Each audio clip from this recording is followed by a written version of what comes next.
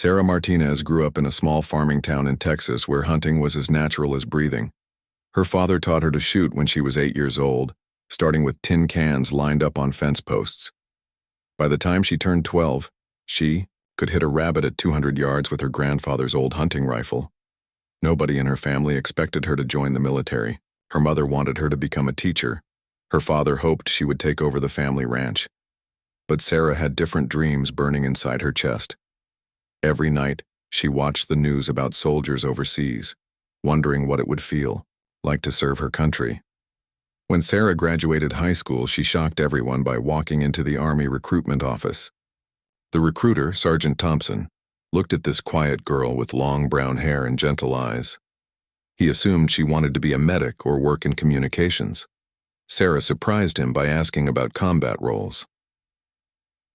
During basic training at Fort Benning, Sarah faced challenges she never imagined. The other recruits were mostly men who towered over her 5'4" frame. They questioned whether she belonged there.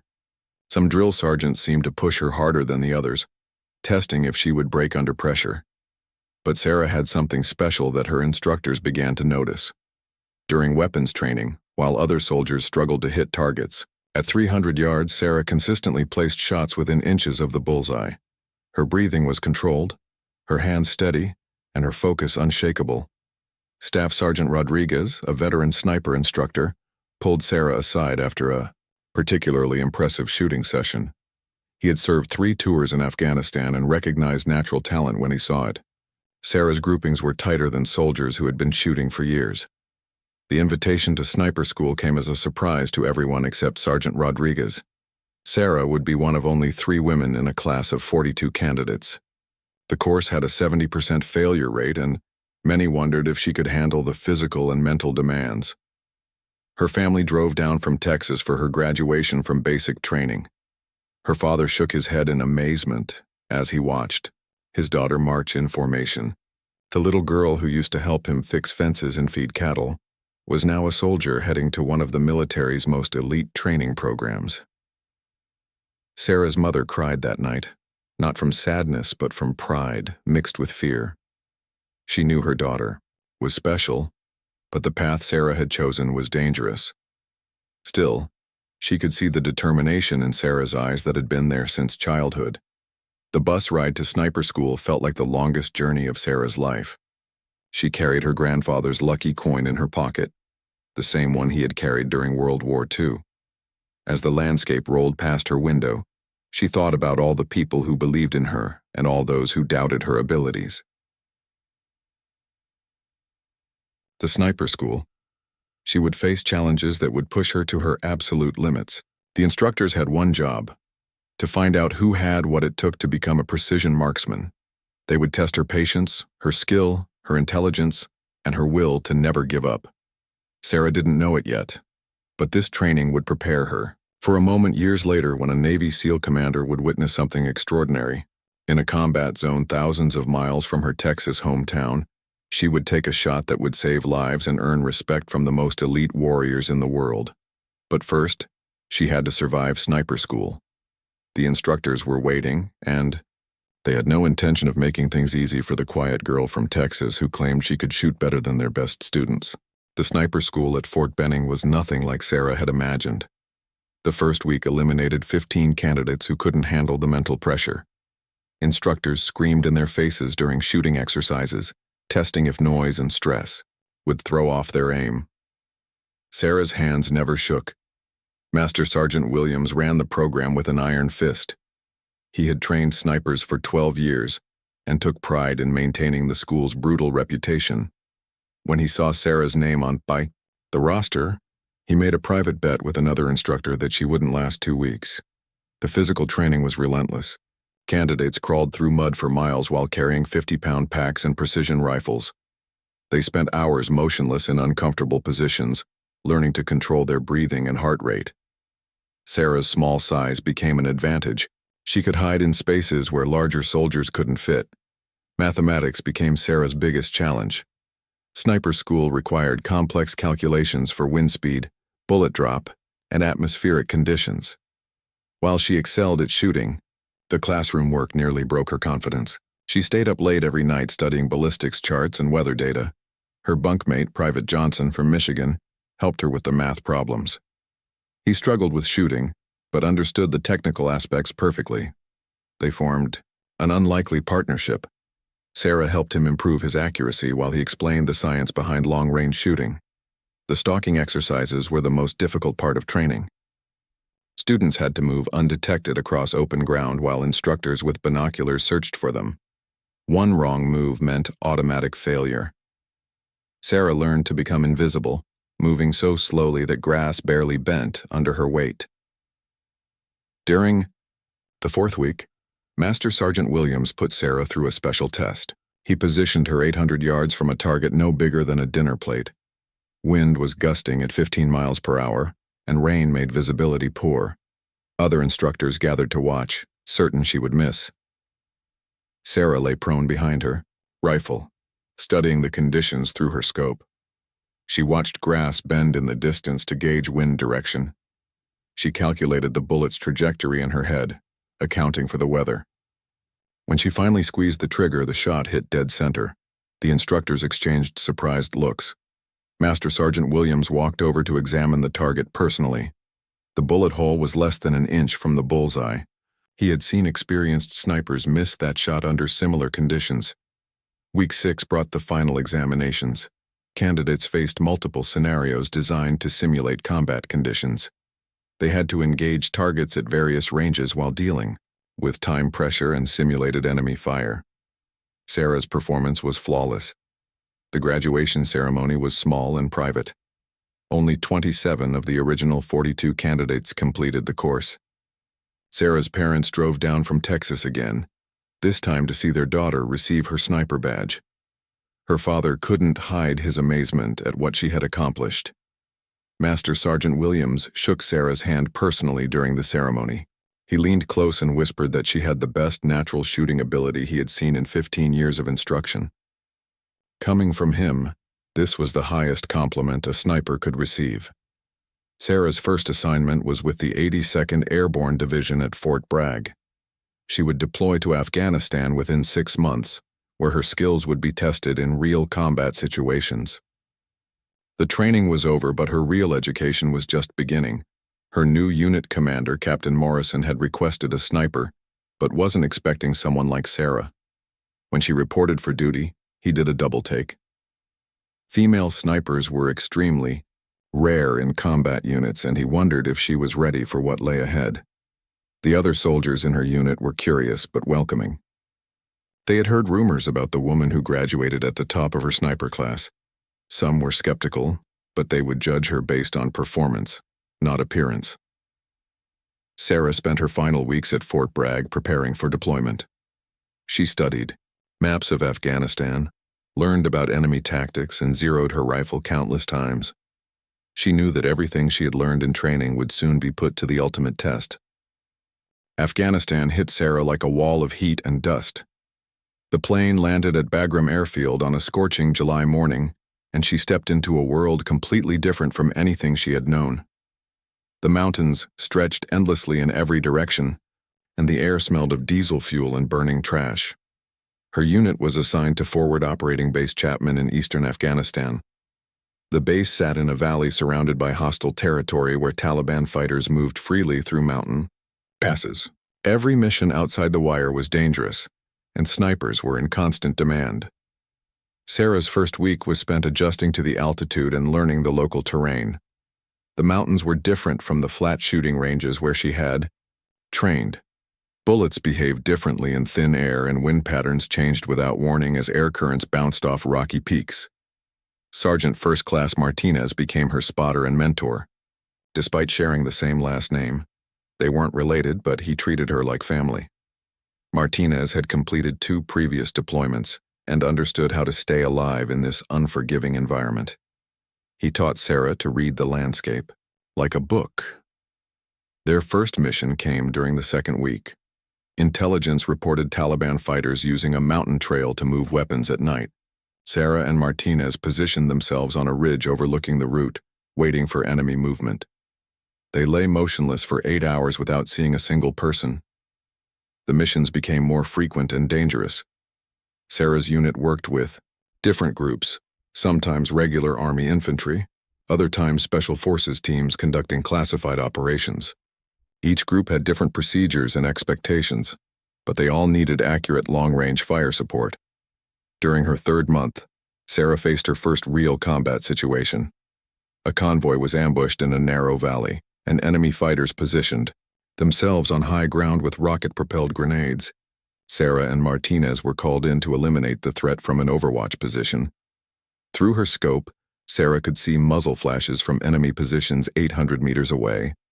The soldiers in the convoy were pinned down and taking casualties. She had trained for this moment countless times, but real combat felt completely different from any simulation. Her first shot missed by inches. The Taliban fighter ducked behind rocks before she could fire again. Sarah controlled her breathing and waited patiently. When the enemy fighter appeared again, she was ready. This time, her shot was perfect. The battle lasted 3 hours. Sarah eliminated 4 enemy fighters and forced others to retreat. The convoy was able to escape without losing anyone. For the first time, she understood the real weight of her responsibility as a sniper. Word of Sarah's performance spread quickly around the base. Other units began requesting her specifically for dangerous missions.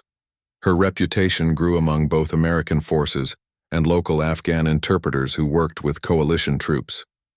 Captain Morrison noticed the change in how other soldiers treated Sarah. The skepticism had disappeared, replaced by genuine respect for her abilities. She had proven herself in the most demanding test possible: actual combat against a determined enemy. Sarah's equipment became legendary among the troops. Her rifle was perfectly zeroed and maintained with obsessive care. She customized her scope and bipod based on lessons learned during firefights. Other snipers studied her methods and tried to copy her techniques. The psychological pressure of combat began to affect Sarah differently than she expected. She slept poorly and found herself constantly alert, even during safe moments on base. The weight of taking lives in combat was something no training could have prepared her for. Martinez helped her process these feelings during quiet moments between missions. He explained that every good soldier struggled with the moral complexity of war. The key was focusing on protecting fellow troops and innocent civilians, rather than dwelling on enemy casualties.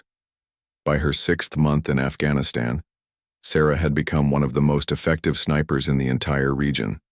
Her confirmed kills numbered in double digits, and she had participated in dozens of successful operations. But her biggest test was still coming. Intelligence reports suggested a major Taliban offensive was being planned. Multiple units would be involved, including some of the most elite fighters the enemy could deploy. Sarah's skills would soon be needed for a mission that would put her face-to-face with a Navy SEAL commander. The mission briefing was classified at the highest levels. Sarah didn't know it yet, but she was about to participate in an operation that would define her entire military career and earn her recognition from warriors she had only heard about in stories. The classified briefing took place in a secure room deep inside the base command center. Sarah had never been in a meeting with so many high-ranking officers. Navy SEALs sat alongside Army Rangers and Special Forces soldiers, all studying satellite photographs of a remote mountain compound. Commander Jack Sullivan led the Navy SEAL team. He was a legend in special operations circles, with 15 years of experience in the world's most dangerous missions. When he saw Sarah enter the briefing room, he raised an eyebrow, but said nothing. Female snipers were extremely rare in joint special operations. The target was a Taliban commander named Khalil Ahmad, who had been planning attacks against coalition forces for months.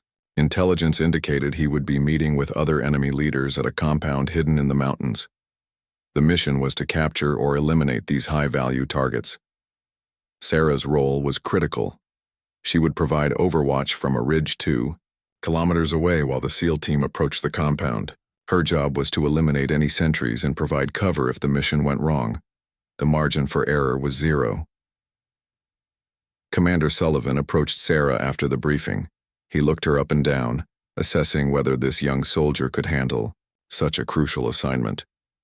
His reputation and his men's lives would depend on her accuracy when the moment came. Sarah met his gaze steadily. She had dealt with skepticism before and knew that words meant nothing in special operations. Only performance mattered. She simply nodded and said she understood the mission requirements. Commander Sullivan seemed satisfied with her confidence. The infiltration began at midnight. Sarah and Martinez hiked 6 miles through mountain terrain, in complete darkness, carrying heavy equipment and enough ammunition for an extended firefight. They reached their overwatch position just as the first hints of dawn appeared on the horizon. Through her scope, Sarah could see the target compound clearly. Stone buildings surrounded a central courtyard where vehicles were parked.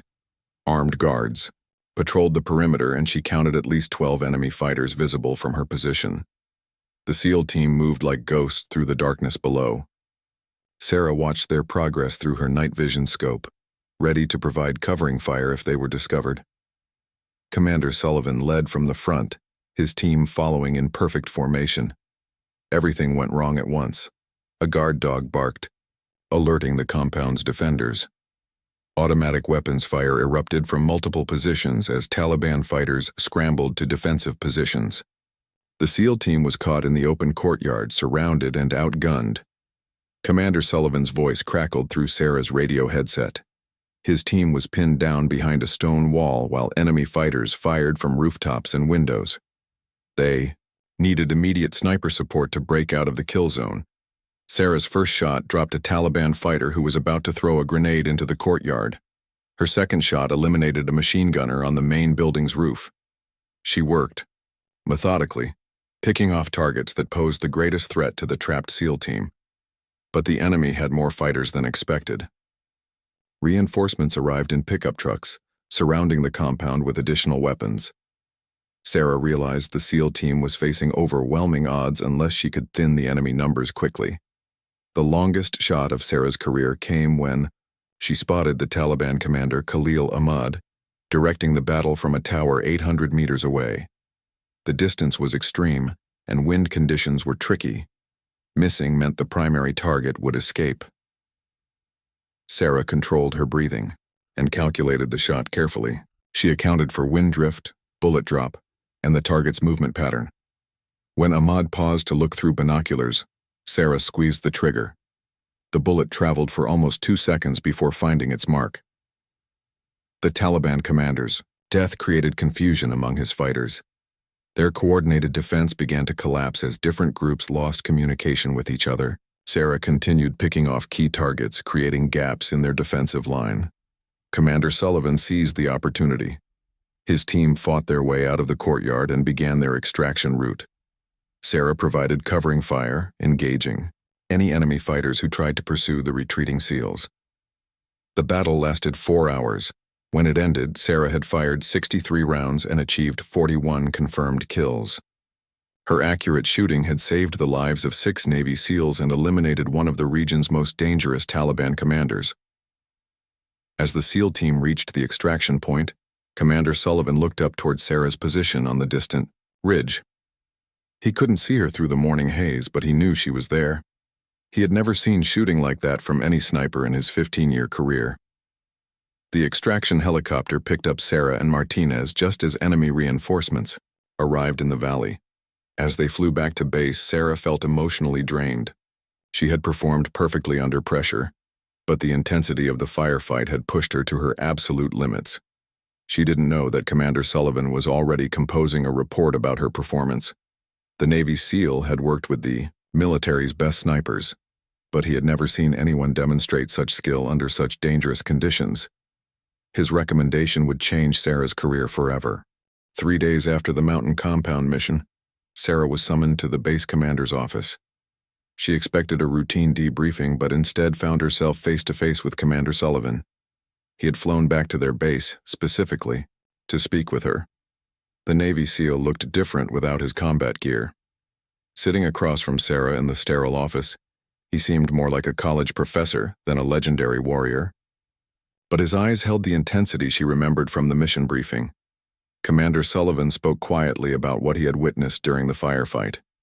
He explained that in 15 years of special operations, he had worked with Marine Scout, snipers, Army Rangers, and Delta Force marksmen.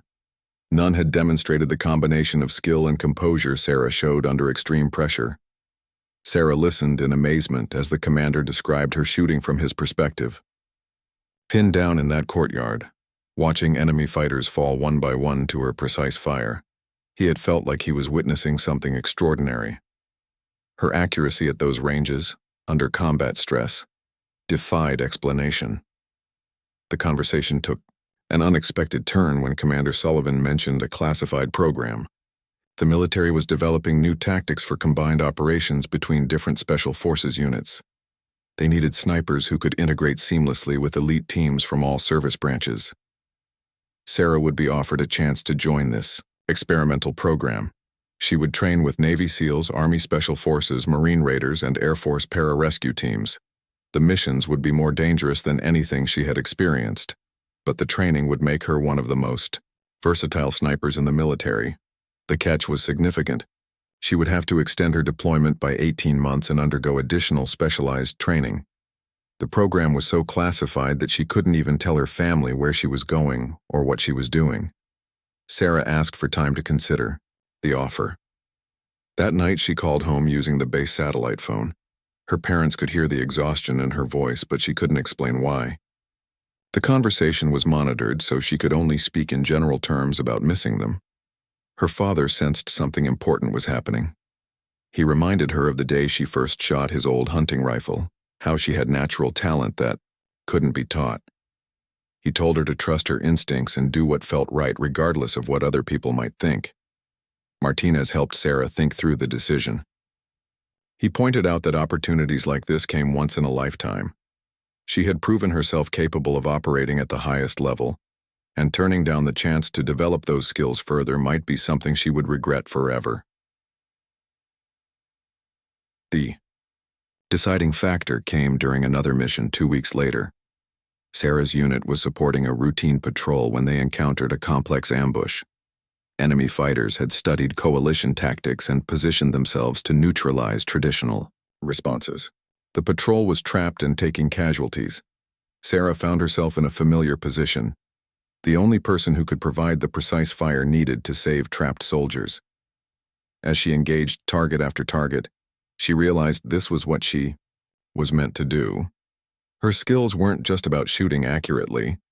They were about protecting people who couldn't protect themselves. When she reported to Commander Sullivan's temporary office the next morning, her decision was clear. She would join the classified program and undergo whatever training was necessary. The commander smiled and shook her hand, saying he had hoped she would make that choice. The paperwork was processed quickly through channels Sarah didn't know existed. Within a week, she was on a transport plane heading to a training facility, whose location she couldn't reveal. Her unit held a small farewell ceremony, though nobody understood exactly where she was going.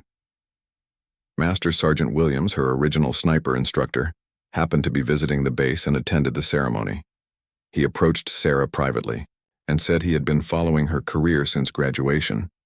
Her performance in Afghanistan exceeded everything he had hoped for when he first saw her potential. As Sarah's plane lifted off from Bagram Airfield, she looked down at the mountains where she had spent the last 10 months. She was leaving as a completely different person than the nervous young soldier who had arrived. Combat had taught her things about herself she never could have learned any other way. The classified training program would push her abilities even further. She would learn to work with teams whose existence wasn't acknowledged publicly, on missions that would never appear in any official records. But she would also discover that her reputation had already spread throughout the special operations community. When her plane landed at the secret training facility, Sarah saw something that surprised her. A small group of officers was waiting on the tarmac, including several she didn't recognize. As she walked down the aircraft steps, one of them stepped forward and saluted her. Sarah looked at the man's uniform and insignia with shock. He wore no visible rank or name tags, but everything about his bearing screamed special operations leadership. He was saluting her, a regular Army sniper, and she couldn't understand why. The mystery would be solved soon enough. Sarah's performance in Afghanistan had become legendary throughout the special operations community. Stories of her shooting had spread far beyond her original unit, reaching the highest levels of military leadership. The classified training facility looked nothing like a regular military base. Hidden in the Nevada desert, it had no visible signs or markings. The buildings were designed to blend into the landscape, and the entire complex operated under complete secrecy. Sarah's new training began immediately. She worked with operators from every branch of special operations, learning tactics she had never imagined. These warriors had participated in missions that would never be discussed publicly, and they treated her as an equal from day one. The respect she encountered was unprecedented. During her first week, a Marine Raider instructor pulled her aside and said her Afghanistan mission reports had become required reading for advanced sniper students. Her techniques were being studied and implemented by special operations units worldwide. Commander Sullivan visited the facility during Sarah's third month of training. He observed her working with a SEAL sniper team during a complex urban warfare exercise. Afterward, he told her she had exceeded his highest expectations and was ready for the most demanding missions. Sarah's first classified mission took her to a location she could never reveal. Working with a joint special operations team, she provided overwatch for an operation targeting international terrorists. Her shooting was flawless, and the mission succeeded without a single coalition casualty. Over the following year, Sarah participated in dozens of classified operations. She worked in environments ranging from dense jungle to urban settings, always adapting her techniques to new challenges. Her reputation grew among the most elite warriors in the American military. The moment that would define her legacy came during a particularly dangerous mission in an undisclosed location. Sarah was providing sniper support for a SEAL team led by Commander Sullivan when everything went wrong. The team was ambushed and completely surrounded by enemy fighters. From her concealed position, Sarah could see the impossible odds her teammates faced. They were outnumbered 5-1, with limited ammunition and no immediate backup available. Without her intervention, none of them would survive the next 30 minutes. Sarah made a decision that violated every rule of sniper engagement. Instead of remaining in her hidden position, she moved to a more exposed location that offered better fields of fire. The risk was enormous, but it was the only way to save her teammates. For the next hour, Sarah engaged targets at ranges from 50 meters to over 1,000 meters. She moved 3 times to avoid enemy counter-sniper fire, each time exposing herself to deadly risk. Her shooting was absolutely precise, eliminating threats with mechanical efficiency.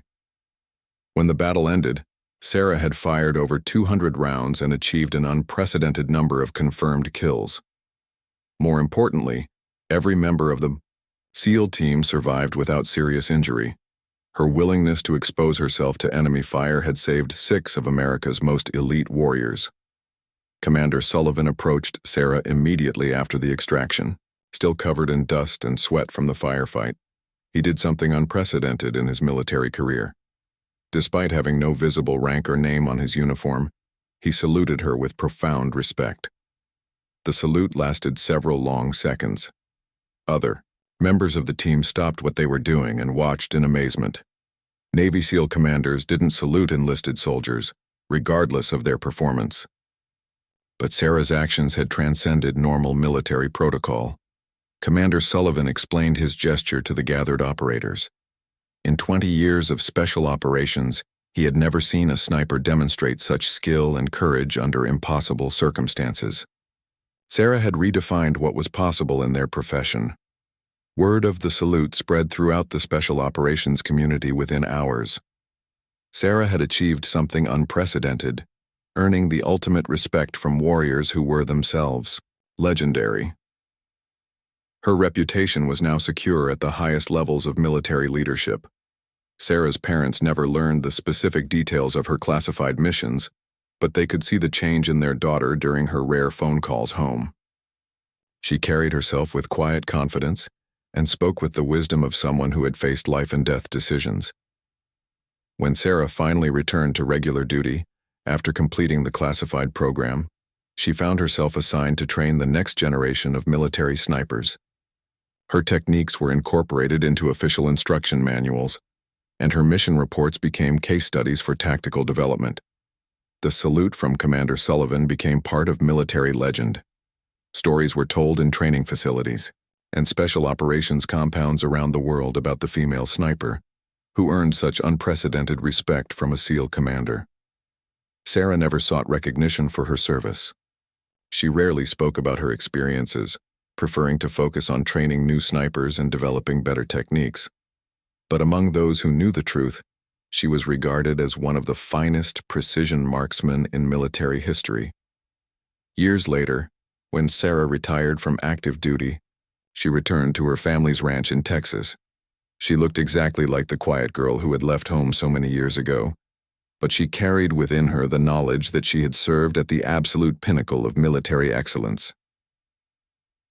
The hunting rifle that had started her journey still hung on her father's wall. Sometimes she would take it down and remember that 8-year-old girl shooting tin cans off fence posts, never imagining where that first shot would ultimately lead her.